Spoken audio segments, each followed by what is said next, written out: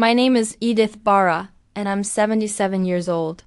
I've lived in Phoenix City in a big house on Oak Street for almost 50 years. I still wake up at 5 o'clock every morning, even though I don't work anymore.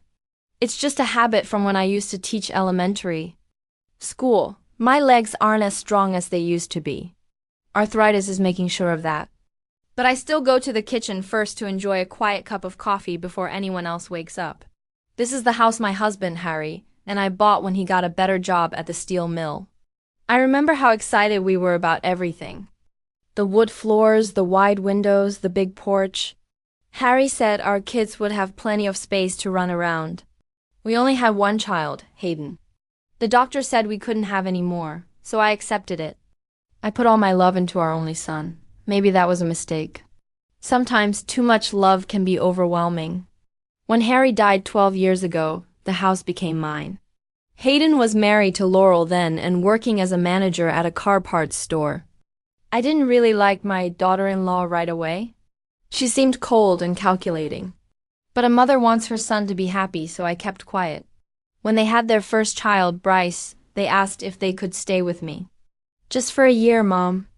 Until we save up for a down payment, Hayden said. That year turned into 2, then 5. Now they have 2 kids, Bryce and Penny, who are 10 and 8, and they still live here. But honestly, it doesn't really feel like my house anymore. Little by little, room by room, they've taken over. First, the guest room became theirs. Then Harry's study turned into a nursery. Now I live in a small room on the first floor that used to be my sewing room. All my things fit into one closet and dresser. The rest is in boxes in the basement, if they haven't thrown them away without telling me. Laurel rearranged the living room yesterday without even asking. She just hired some workers and they took away the couch Harry and I used to sit on in the evenings. In its place is a huge cream-colored leather couch. That old sofa was so boring, wasn't it, Edith? She said, pointing to the new one. And don't worry about the price. It's an investment in comfort. She always calls me Edith, never mother or even Mrs. Barra, just Edith, like I'm a neighbor. I wanted to say something, but I just nodded. It's no use arguing. I always end up feeling like I'm ungrateful. Hayden barely notices these little insults. Sometimes I think he even encouraged them. My boy has changed a lot lately. He used to call every day to see how I was doing. Now, he walks past me in the hallway staring at his phone and barely says hello. I don't know exactly when things started to go wrong. Maybe it was the first time I didn't say anything when they were rude. Maybe it was when I stopped standing up for myself. Or maybe it's that I've been the helpful grandma for too long. The grandchildren are the only bright spot in this house. But even with them, it's not easy. Laurel has her own ideas about raising kids, and she makes sure I know my ideas are old-fashioned. When I praise Bryce for getting good grades, Laurel steps in. Don't focus on the results, Edith. It's the process that matters. I taught for 30 years, but what do I know about kids today? Penny loves it when I tell her stories about the past, especially about when Harry and I first got married. She climbs into my lap, and I whisper so Laurel won't hear. Laurel caught us once and made a scene. Don't fill her head with those old-fashioned fairy tales, she shouted. What kind of example are you setting? A woman who devoted her life to her husband and home. We need to teach Penny to be independent. I didn't need to remind her that I worked at a school for 30 years, had a master's degree, and helped pay for this house. Laurel hasn't worked since Bryce was born. I take care of the kids, she says. But really, I'm often left to watch them, especially on weekends when she and Hayden go out to relax. My chores around the house are understood. Making breakfast, picking up the kids from school, helping with homework, sometimes getting groceries. I don't mind helping, but I never get thanked. They just expect it, as if I have to earn the right to live in my own home. The other night, I made my mother's casserole for dinner. Hayden barely touched his plate. Mom, don't you think this is too high in calories? He asked, pushing the food away. Laurel and I are watching what we eat. I'm sorry I didn't tell you. But we already ordered salads from that new place. Maybe next time, Edith. There was no next time. I stopped cooking for them, except secretly for my grandchildren when they asked, so I wouldn't cause more trouble. My friend Vivian, who's the only one who still calls, says I should stand up for myself. This is your house, Edith. You're letting them walk all over you, she keeps saying. It's easy for her to say. Vivian lives alone in an apartment, and her kids visit her with gifts and respect. I'm afraid of being all alone. Afraid that if I demand respect, Hayden will take the kids and leave. Then what? A big empty house with no one around. At my age, being lonely is worse than being humiliated. Last Tuesday, something unexpected happened. Hayden came home from work really excited. He even kissed me on the cheek, which he hadn't done in years. Mom, we have great news, he announced at dinner. We're going to Europe. A 2-week tour of Italy, France, and Spain. That's wonderful, dear, I said, trying to smile. I felt a little uneasy. I thought to myself, I'm going to have to sit with the kids for 2 weeks again while they're having fun. And you're coming with us, he continued with a smile I hadn't seen in a long time. I froze, fork in hand. Me? To Europe? Yes, Mom. We thought it would be a great opportunity for the whole family to spend time together. You've never been to Europe, have you? I shook my head. Harry and I had always put it off. First, we didn't have the money. Then, we didn't have the time. Then, we didn't have the health. That's so sweet of you, I mumbled, tears coming to my eyes. Don't thank me, Laurel interrupted. Family has to stick together. Something in her voice made me suspicious. Living with her for years had taught me to recognize when she wasn't being sincere, but I wanted to believe the best. What about the children? Who will watch them? I asked. They're coming too, Hayden answered. One big happy family. A happy family. When was the last time I felt like I was part of a happy family? Maybe when Harry was alive. He always knew how to smooth things over between me and Hayden. When are we leaving? I asked, still not believing it. In 3 weeks, Hayden answered. I need to renew your passport and buy a few things. Laurel will help you with your wardrobe. Of course, my clothes weren't good enough. I wore simple cotton dresses, comfortable shoes, and cardigans. Laurel always looked like she belonged in a magazine. Perfect hair, manicures, expensive clothes. You'll need something modern, she said, looking me up and down. Something that doesn't scream old grandma. I swallowed my resentment. After all, they're taking me to Europe. I can put up with that. The next few days were busy. Renewing my passport, doctor's appointments for checkups and medicine, shopping for a suitcase and clothes. Laurel insisted that I buy the right things and took me to an expensive mall. Look, Edith, these pants will look great on you, she said, handing me a pair of tight black pants. They're too tight for me, I said. You're just not used to modern clothes, she replied with that smile that always annoyed me. I finally gave in and bought several outfits I didn't like. But I told myself I was doing it for a good reason. To connect with my son and his family. In the evenings, after everyone went to bed, I got out an old atlas and looked at maps of Europe. Venice, Paris, Barcelona, places I had only seen in movies and on postcards. Would I really see them with my own eyes? Bryce and Penny were excited about the trip too. They came to my room and asked me about what we were going to see. Grandma, is it true that Venice has canals instead of streets? Bryce asked. Will we see the Eiffel Tower in Paris? Penny added. Yes, we will, I said, even though I didn't know much about those places myself. But those were the happiest moments I'd had in years, when my grandchildren looked at me with genuine interest, not as a burden in their home. A week before we left, I started packing. My new suitcase, blue with silver trim, looked silly next to my old furniture. I carefully folded the new clothes, still with the tags on, and wondered how my life would change after this trip. Maybe Hayden would remember how much he loved me when he was a kid. Maybe Laurel would see me as more than a bother. Maybe we'd finally become a family. I barely slept the night before the flight. I was excited and scared. What if I got sick in a foreign country? What if I was too slow and annoyed them?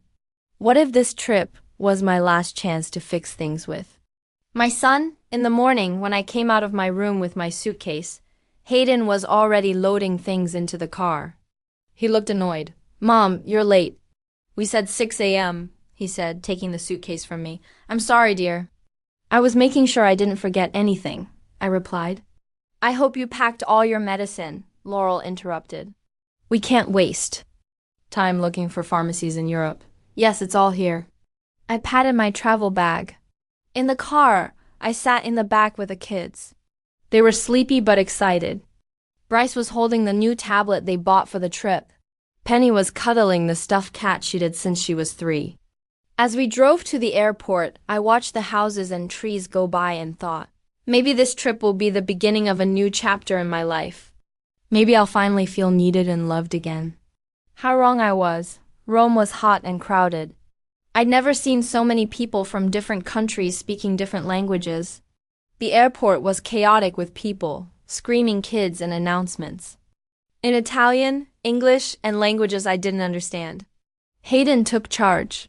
He led us through the crowd, holding a map on his phone in one hand and Penny's hand in the other. Laurel followed with Bryce.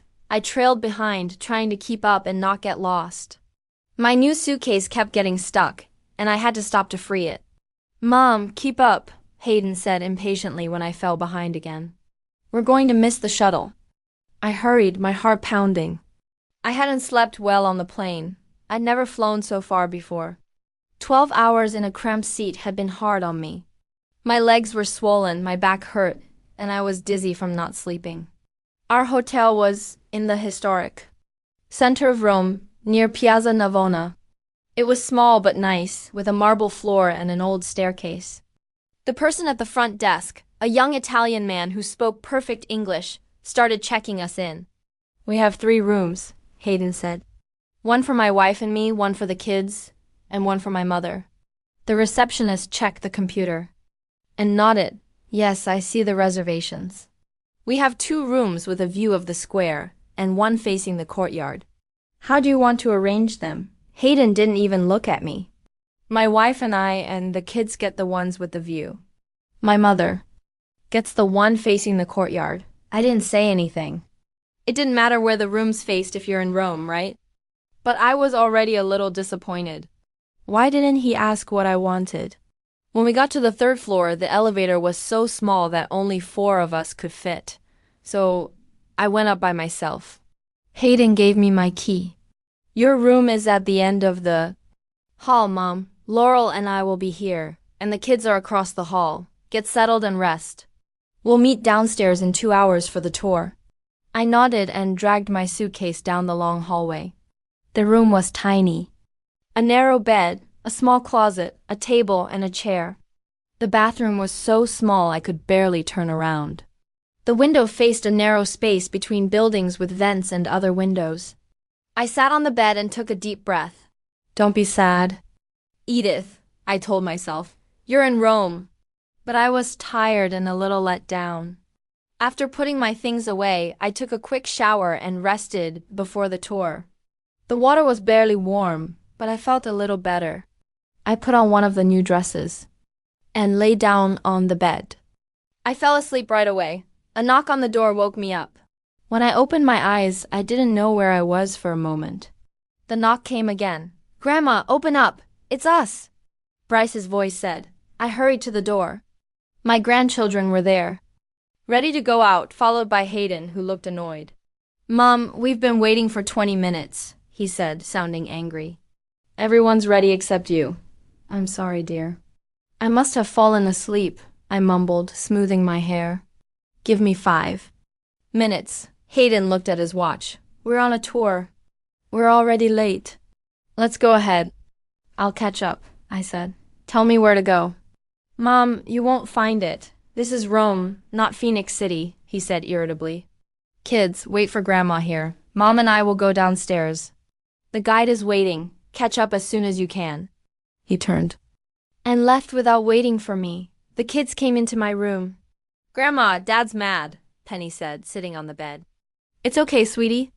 I'll get ready quickly, and we'll go," I said, grabbing my hairbrush and lipstick. 10 minutes later, we were in the lobby, where our guide, an energetic Italian woman named Julia, was waiting. Hayden and Laurel stood nearby, looking unhappy. Finally, Laurel said, "Julia, this is my mother-in-law, Edith. She was a little late." Julia smiled at me. "That's okay, Signora. Rome isn't going anywhere. It's been here for 2,000 years, and it'll be here for 2,000 more." Her kindness cheered me up a little. We left the hotel and started the tour. Julia talked about every building, every square, every fountain with so much excitement that I couldn't help but enjoy it. The kids listened at first but soon got restless. "I'm hot," Penny whined. "I'm thirsty. This is boring," Bryce said. "Can I play on my tablet?" Laurel, annoyed, turned to me. "Edith, take the kids to find a coffee shop. Hayden and I want to finish the tour. Meet us at the Trevi Fountain in 2 hours." I was disappointed. I wanted to hear about the history of Rome too. But I took my grandchildren's hands and went to find a cafe. We found a small pizzeria near the tour route. The kids were happy to see pizza and soda. We found ourselves in the Sistine Chapel. We stood looking up at the painted ceiling created by Michelangelo. Bryce, tired of standing in long lines, was getting cranky. "I want to go home," he whined. "This is boring." "Bryce, this is one of the greatest works of art," I said. "Look at the colors, the figures. That's God creating Adam." "Grandma, why? Are they all naked?" Penny asked loudly, pointing at the paintings. Other tourists turned and smiled. "Because during the Renaissance, the human body was considered beautiful," I began to explain. "Artists painted people without clothes to show the perfection of God's creations." "Edith," Laurel said sharply. "What are you telling the children?" "I'm just explaining the art to them," I replied, surprised by her tone. "You're talking about naked people. They're only 8 and 10, Laurel said.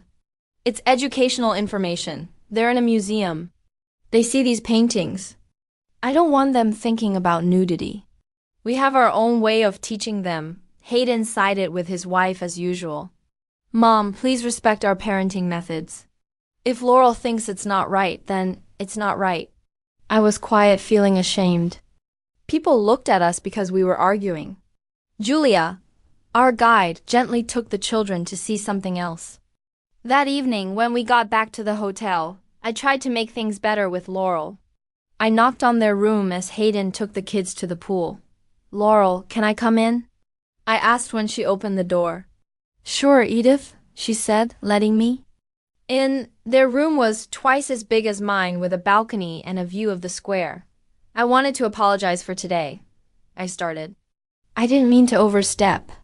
Laurel sat on the bed and pointed to a chair. "Edith, let's be honest. We brought you on this trip because Hayden felt guilty. You always said you wanted to see Europe. He wanted you to feel good." I was surprised that she was being so honest. "I appreciate the opportunity, I really do. But you need to know your place," she continued. "We're a family, Hayden, me, and our children. You're a grandmother who can help out sometimes. But we make the decisions." Her words stung, but I held back. "It's just hard to keep quiet when I see a chance to teach the kids something." "There it is," Laurel said, pointing at me. "You think you know better than us? That's disrespectful." "No, that's not what I meant," I tried to explain. "I just want to help. Then help when we ask you to," she said. "Don't overstep." The conversation wasn't going well. I stood up, feeling more alone than ever. "Okay, Laurel, I'll be more careful." As I left, I heard her talking on the phone, probably to Hayden. "Yeah, I talked to her. I hope she understands her place now." Her place. Like I wasn't family, just someone they hired. From Rome, we went to Florence, then Venice. Each city was beautiful, but my happiness faded. I stayed with the kids while Hayden and Laurel went sightseeing. They went out for romantic dinners, leaving me at the hotel. I felt like a free babysitter, not a tourist. In Venice, I tried again to connect with Hayden. We were alone in St. Mark's Square while Laurel took the kids to feed the pigeons. "It's beautiful here, isn't it?" I said, looking at the cathedral. "Yeah, it's amazing," he said, taking a picture with his phone. "Hayden, do you remember when your dad and I took you to Washington when you were 12? He looked up from his phone. "Of course I do. That was a great trip." "You were so excited when you saw the White House," I continued. "You said you were." Going to be president someday. Hayden smiled. Childhood dreams. You were such a good kid, Hayden. Always thinking of others. His smile faded. What are you getting at, Mom? Nothing, I said quickly. I was just remembering. Look, he said, lowering his voice. If you're going to talk about how I treat you, let's not. We brought you to Europe. Enjoy it. I am, I lied. I just wanted to tell you that I love you. He patted my shoulder.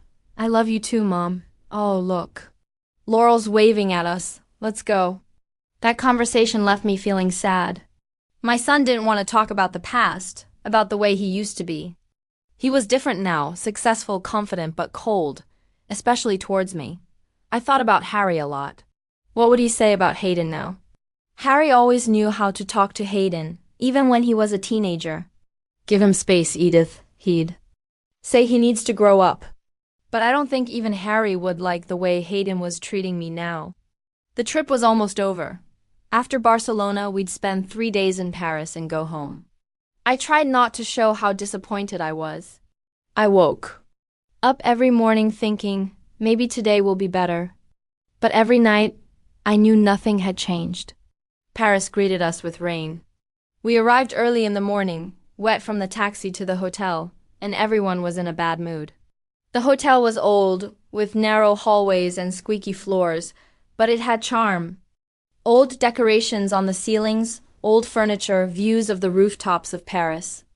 The hotel looks authentic, I said. Outdated, Laurel snapped. And there's no elevator. How are we going to get our suitcases up there? I'll help, Hayden said, grabbing her bag. Mom, can you manage on your own? He didn't even look at me when he asked. I nodded and slowly started up the stairs, dragging my suitcase. My arthritis was bothering me, but I didn't want to complain. I got the worst room, of course. It was small, under the roof, with a slanted ceiling and a tiny window, but I was used to it. After unpacking, I lay down on the bed and closed my eyes. I was tired. But there was a knock on the door half an hour later. Grandma, are you coming? With us? Penny asked, peeking into the room. We're going to the Louvre. I wanted to say no, but when I saw Penny's face, I knew she and Bryce were counting on me. Otherwise, they'd be alone at the hotel, or they'd have to walk around the museum. When they wanted to play. Of course, honey, I said, getting up. Give me 10 minutes. At the Louvre, the same thing happened again. After an hour, the kids started complaining. Laurel looked annoyed. Edith, why don't you take them to the cafe? Hayden and I want to see the Impressionist collection. The Impressionists are at the Orsay, Hayden said quietly. What's the difference? She snapped. Anyway, the children don't belong here. Of course, I'll take care of them, I agreed. Where do you want to meet us? At the exit in 3 hours, Hayden said, leading Laurel away. I was left with the kids in the middle of the museum, not knowing where to go. We found a cafe, got a snack, and decided to see part of the museum. Let's find the Mona Lisa, I suggested. It's the most famous painting in the world. The kids agreed. The Louvre was like a maze, but we found the right room. There were tons of people in front of the painting. I lifted Penny so she could see it. It's so small, Penny said, disappointed. Why is everyone taking pictures of her? Because she's famous, I explained, and she has a mysterious smile. Not really, Penny said. Can we see something else now? We walked around the museum for another hour, looking at Egyptian artifacts, Greek statues, and old tapestries. I told the kids stories about them, and they listened closely. Those were the moments when I felt needed, when I could share what I knew. When I saw my grandchildren's eyes light up with new ideas. When we met Hayden and Laurel at the exit, the children started telling them what they had seen. Daddy, we saw a real mummy, Bryce said excitedly. And the Venus de Milo, Penny added. Grandma said no one knows where her arms went. Hayden looked surprised. You saw all that? We did, I said. The kids were very interested. Laurel frowned. I hope you didn't bore them with your lectures. No, Mom, it was great, Bryce said. Grandma knows so many things. There was an expression on Laurel's face that I didn't understand. A mix Of anger and jealousy. Was she upset that the kids wanted to be with me? That evening, Hayden and Laurel went out again, leaving me with the kids. We ordered food and had a picnic on the floor. I told them stories about my childhood, about their grandfather, about their dad. Did Dad really want to be a vet? Bryce asked. Yes, he loved animals, I said. He even worked at a vet's office in high school. Why did he change his mind? Penny asked. I sighed. He probably decided it was better to be a manager. Sometimes adults make decisions with their heads, not their hearts. I don't want to do that, Bryce said. I'm going to do what I love. That's right, honey. I patted his head. Don't tell Mom I said that.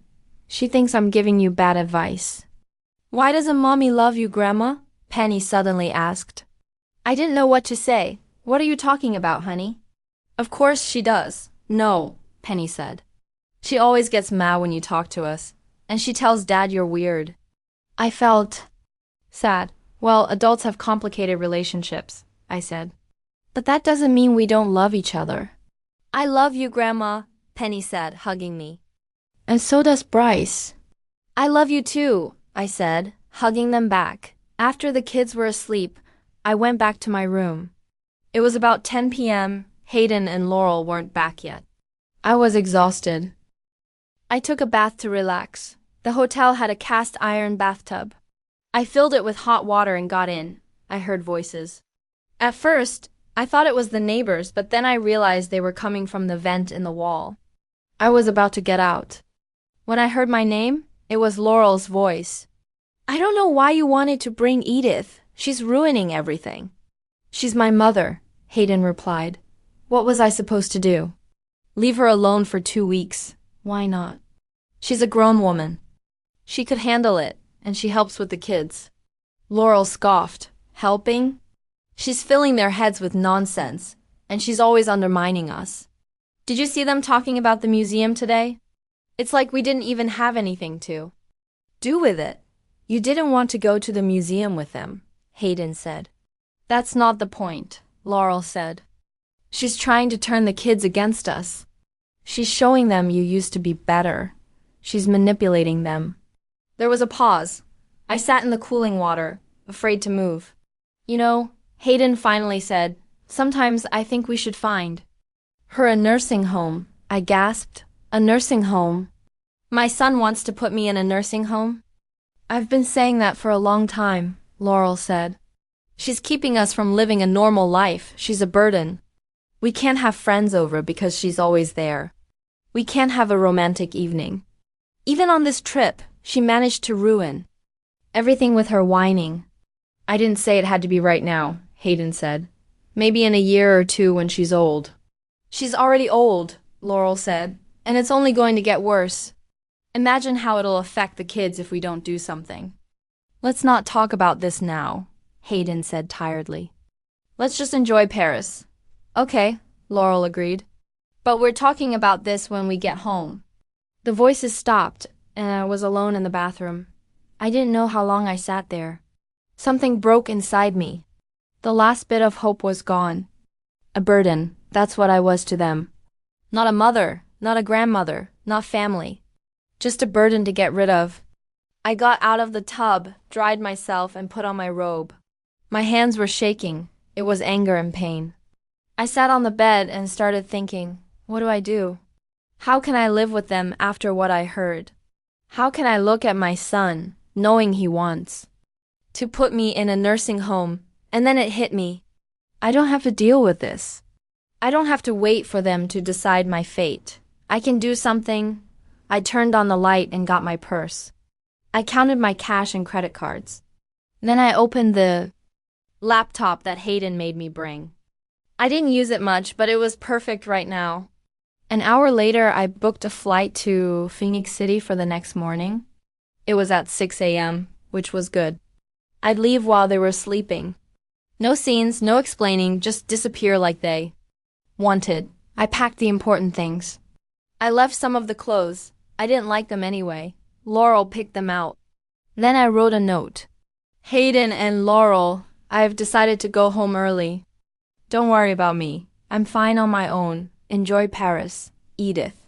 Not a word about the conversation, no hint of how I felt. I didn't care what they thought. In the morning, I quietly left the room with my suitcase.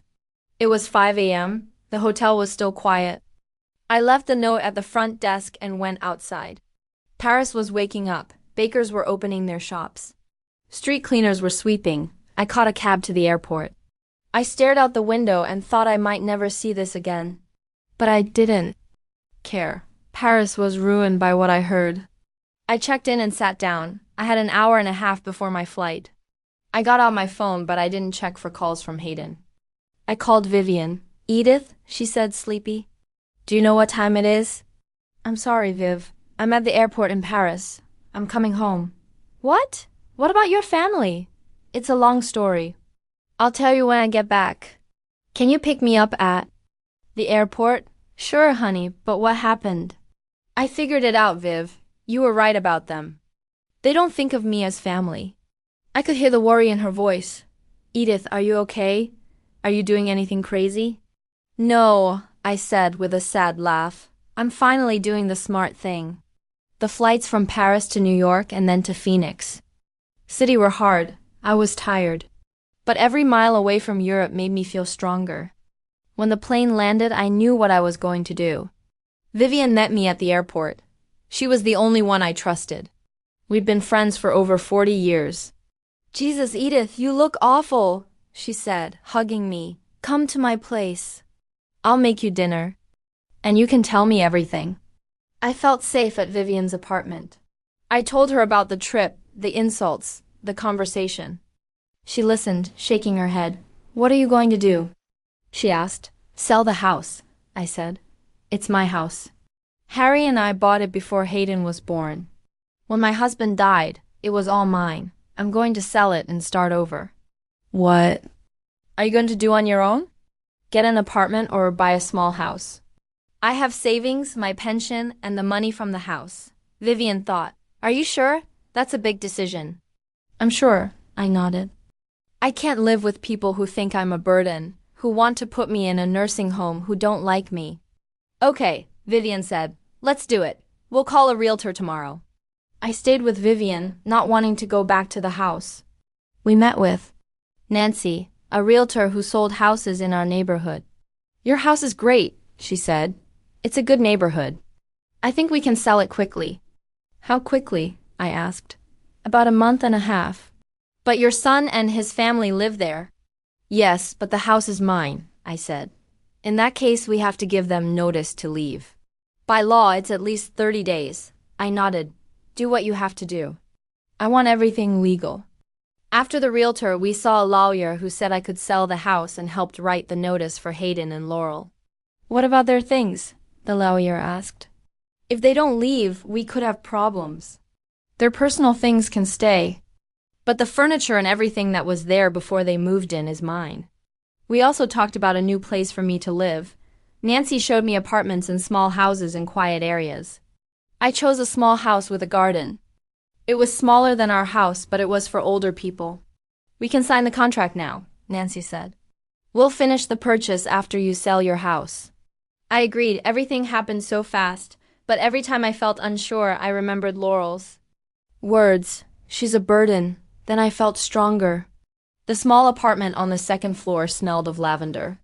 The owner had put some flowers there. I looked around. One bedroom, a living room with a kitchen, a small bathroom. Simple but clean, white walls, furniture that was old but good. "I hope you like it here," the owner said. Her name was Gloria. "Finch, if you need anything, I live downstairs." "Thank you," I said, taking the keys. "I'm sure I will." "Call me Gloria," she said. "We don't like being formal here." When she left, I sat on the couch. It had been days since I could relax. Just 5 days ago, I was in Paris, listening to my son and his wife say I was a burden. Now I was in an apartment in a part of Phoenix City I'd never seen. I was going to start a new life. Vivian had helped me find it. The rent was reasonable because it included utilities. I could afford it with my pension. My suitcase, the one from Europe, was by the door. It had everything. I had clothes, medicine, pictures, and documents. The rest of my things were in the house where I'd lived for almost 50 years. It was strange to fit my life into one suitcase. I got up and put my clothes in the closet. I put the pictures on the dresser, Harry on our wedding day, Hayden on his bike, the three of us on a picnic. Happy moments that seemed far away. My phone rang. It was Hayden, the 20th call in 2 days. I didn't answer, just like I hadn't answered the others. Let him worry. Let him feel the worry I felt all those years living with people who didn't respect me. Instead, I called Vivian. How are you settling in? She asked. It's fine, I said. The apartment is nice, and the landlady is friendly. Thanks for helping me find it. You're welcome. I'm glad you finally did this. It's been a long time coming. I know, I sighed. I wish I had done this sooner. Better late than never, Vivian said.